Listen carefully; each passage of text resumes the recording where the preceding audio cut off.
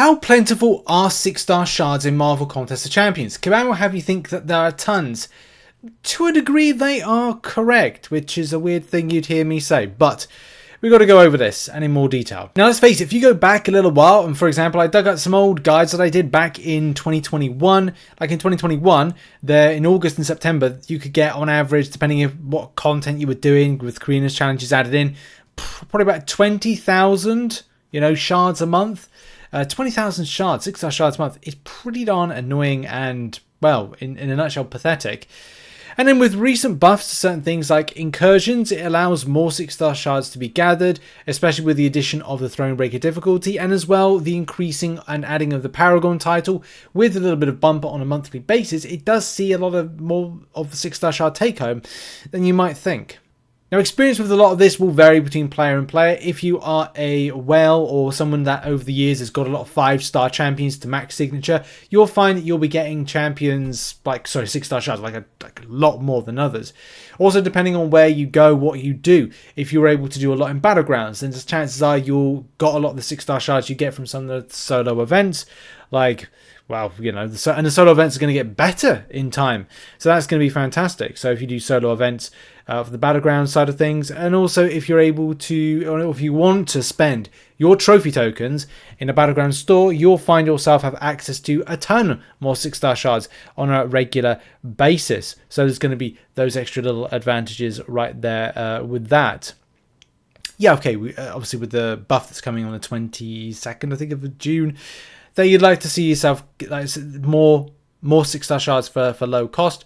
That, of course, would have been great, but hey, these are situations where it is what it is when it comes to Kabam and these things. But in respect of 6-star shards, the further you go, the further your roster is, the chances are that you will be taking home a lot more on a monthly basis.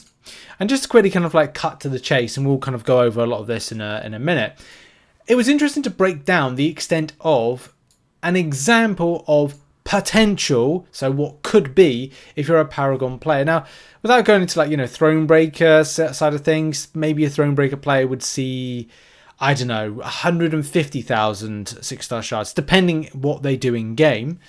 But if you're a Paragon player, chances are you'll be picking up, or you could pick up, about 220,000 6-star shards a month. I've got friends that achieve more than that on a monthly basis. But again, it's down to you how much you grind out of the game, what particular titleage and placement you are. And that's a lot. It's a lot more compared to the fact that if we look at this time back 2 years ago, there wasn't anything available when it came to the likes of Battlegrounds. That was just a pipe dream. The Thronebreaker difficulty, again, just a pipe dream. 19,000 6-star shards are on offer from them on a monthly basis just by doing it.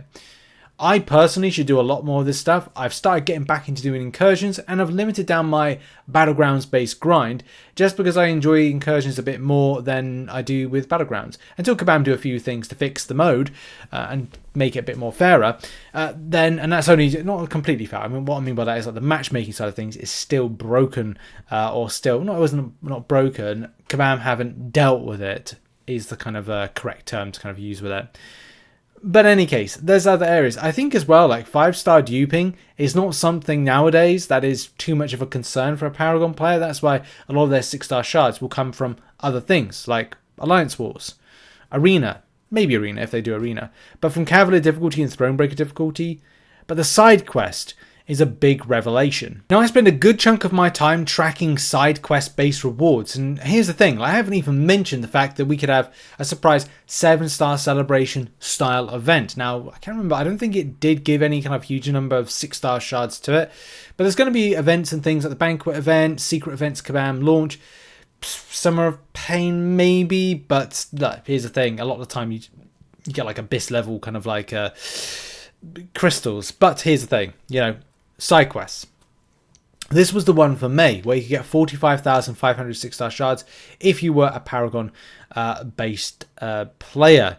And if you kind of look at this month, depending on how you spend, you can get 43,625 6-star shards. You could get more, and again, it just depends on what you don't want in your account, your roster. You're like saying, well, to be honest, I could give or take any kind of like extra, I don't know, fragments, tier 6 basic fragments, or tier 3 alpha fragments. I don't know. I kind of think that's not something that players are too concerned about. And here's the thing, you can chop and change.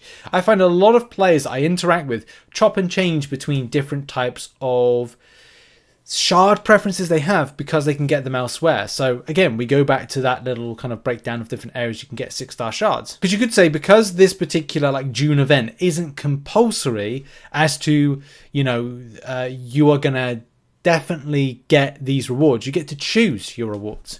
Kabam occasionally offer these things where you get to choose, like, you know, what you want. So if you say to yourself, I don't want to get all those 6-star shards from the side quest, like, I spend it, so to speak. You know, other months you're forced. You kind of like, you have to go through them if it's a quest, and then you get the shards back. But with this one, you get to choose. So you could say, right, well, I'll just, you know, get about 35,000 6-star shards from it, obviously buying the deals respectively, and then go, well, I'll go and do something else. Like, I'll grind a bit more arena, maybe. I'll do a lot more battlegrounds, again, maybe. Or you can say, like, well, I'm going to spend my trophy tokens instead of on 6-star shards. You could go like, well, to be honest, I'll take my kind of like, I'll kind of like not spend anything from the battleground store on shards and switch it to, I don't know, relics, save it for, you know, the buff of the store and spend it on 7-star shards. You get choice. And that's the great thing I think about this, is that Kabam are giving you choice as to what content you're doing. It's not necessarily a good thing, because at the end of the day, I'm of the mindset, which I've had this shift, and a lot of people are the mindset, they have to get everything done. It ruins your OCD on stuff. I'm very much kind of like, I want to do everything. But then I've come to the realization, I'm not going to do everything. I'm not going to say I can't be asked to do everything, but I would say it's unhealthy for, I'm not saying Kabam kind of have forced me to go, you have to do everything.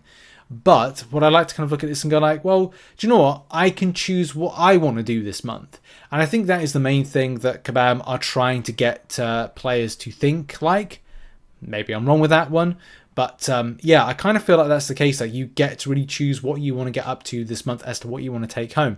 If you want to pick up, and that's why I think in some ways a lot of stuff like the Battleground store, these type stores that Kabam put out for special events, Glory store, and Loyalty store, all these things should try and have some kind of like equal platform to them, so that you feel that if you are doing one thing specifically because you have to lose out on an opportunity because you don't want to do Battlegrounds or Arena that particular month, then all of these different stores should feel equal in some sort of capacity as to mitigate the loss that you would receive.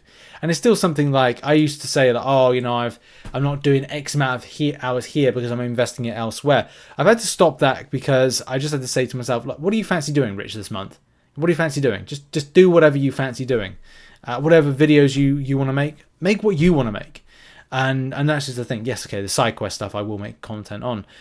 But as I said, the great thing about this is there's opportunity to pick up 6-star shards. The problem with this is, and why I'm like, oh great, 200,000 and 6-star shards are plentiful. The point I want to get to in this video is, that's if you do everything. And that's a problem.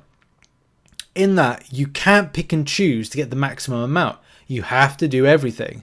And that's an unfortunate forced agenda that maybe you don't want to have in your kind of like behavior, grind, and relationship with Marvel Contest of Champions.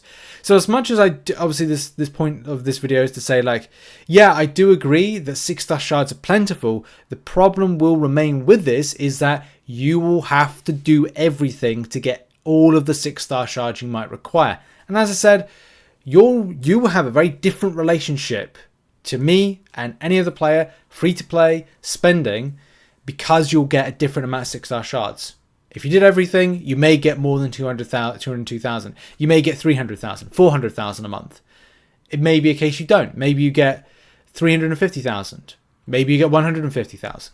You may be Thronebreaker and just getting 150,000. You may be Thronebreaker and getting 120, 100,000. I don't know.